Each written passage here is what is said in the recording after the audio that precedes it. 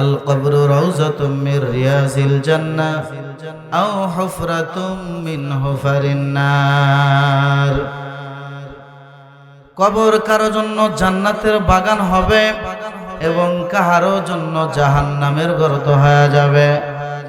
মুমিন, দুইটার এক অবস্থা অবশ্যই হবে, হয়তো জান্নাত না হয় জাহান্নাম হয়ে যাবে।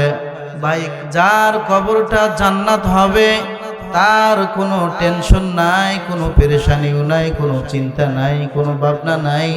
ওখান থেকেই সে সার্টিফিকেট পায় গেল। ওই বান্দাকে আল্লাহ পাক আমলনামাটাও ডান হাতে দান করবে। ওই বান্দাকে আল্লাহ পাক আরশে মহল্লার ছায়ার নিচে স্থান দিয়ে দেবে। যখন মানুষকে দুই দলে বিভক্ত করা হবে, এক দল হবে জান্নাতি আর এক দল জান্নাতি হয়ে যাবে। আল্লাহ বলবেন, কবরে যারা শান্তিতে ছিলা গো, তাদেরকে আমি আল্লাহ তাআলা বরাবর আমি আল্লাহ শান্তির ঠিকানায় জান্নাতে পৌঁছায় দেওয়া। এরে ভাই, জান্নাতের সার্টিফিকেট হলো কবর। এই কবর আমার আপনার জন্য যদি জান্নাতের সার্টিফিকেট হয়, তাহলে আর টেনশন নাই, কোনো চিন্তা নাই, ভাবনা নাই। ওসমান রাদিয়াল্লাহু তাআলা আনহু যখন কবরের পাশ দিয়ে যাইতেন, हकीकत से तो दुनिया बेखबर है, दुनिया की नुमाइश पर नजर है। नबी गोयम कि अज दुनिया जुदा बश, बहर कारे के बाशी बा खुदा बश। सिस्ते दुनिया अज खुदा गाफिल मुदन, मैं कमाश नकरहो फरजंदजान। आबे दर किस्ती हलाके किस्तियास, आबे अंदर जिर किस्ती कुस्तियास। মুসলমান ভাইরা আমার, ভালো করে বুঝবেন আল্লাহ পাক আমাদেরকে কি জন্য দুনিয়ায় পাঠাইলেন। এমনিই পাঠাই নাই, বিশেষ একটা কাজ আছে না নাই? কি জন্য পাঠাইছেন আল্লাহ পাক স্পষ্ট কোরআনুল কারীমে বলে দিয়েছেন, ওয়ামা খালাকুতুল জিন্না ওয়াল ইনসা ইল্লা লিয়াবুদুন।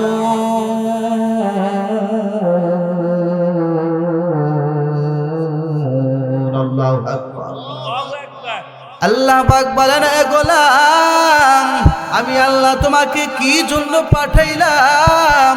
আমি আল্লাহ তো কোরআনুল কারীমে সেটা স্পষ্ট বলে দিয়েছি। আমি আল্লাহ পাক তোমাকে না, শুধু জিন জাতি এবং মানুষ জাতিকে আমি আল্লাহ বানাইছি একমাত্র আমার গোলামি করার জন্য।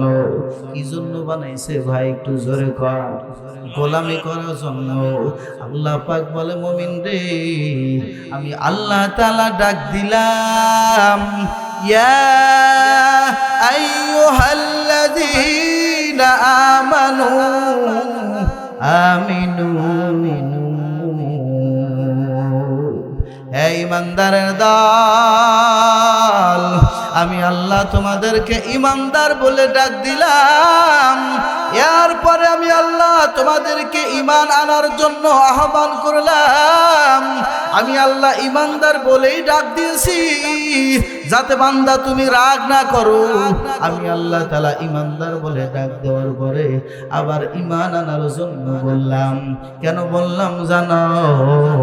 কারণ তোমরা যারা ঈমান আনায়ন করেছো, এখনো যারা মিথ্যা ছাড়তে পারো নাই, যারা গীবত ছাড়তে পারো নাই, যারা এখনো জিনা ছাড়তে পারো নাই, যারা এখনো সুদ ছাড়তে পারো নাই, যারা এখনো পর্দায় চলতে পারো না, এই সমস্ত ঈমানদারদেরকে আমি আল্লাহ এই সমস্ত সব কিছু বাদ দিয়া আমি আল্লাহ ঈমানের দাওয়াত দিলাম। কারণ তুমি যে ঈমান দিয়া বসে আছো, এই ঈমান তোমার এক সময় শেষ হয়ে যাবে। আজরাইল আলাইহিস সালামের ধাক্কা যখন মারবে গো, তখন তোমার নরমাল ঈমানটা ভাঙ্গিয়া যাবে রে ভাই। এই জন্য আল্লাহ বলেন, তোমার ঈমানটা মজবুত করে নাও, তোমার ইমানের নৌকা দিয়া তোমার পাড়ি দিতে হবে কবর, তোমার ইমানের নৌকা দিয়া তোমার পাড়ি দিতে হবে ফুলসিরাত, তোমার ইমানের নৌকা দিয়া পাড়ি দিতে হবে হাসরের ময়দান, তোমার ইমানের নৌকা দিয়া তোমার বিভিন্ন ঘাটি পাড়ি দিতে হবে, তোমার ইমানের নৌকা দিয়া মিজানের ঘাটি তোমার পাড়ি দিতে হবে রে মুমিন। তোমার ইমানটা যদি মজবুত না হয় তুমি এত কাঠি তুমি পাড়ি দিতে পারবা না।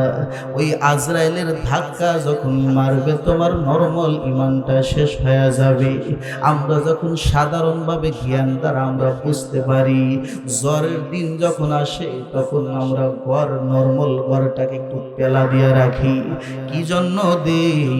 বলে এই ঘরটা হালকা জ্বরেই ভেঙে পড়তে পারি, যদি একটা পেলা মেরে দিই তাহলে এই ঘরটা একটু হলেও বাতাসকে রোধ করবে, প্রতিরোধ করবে রে ভাই।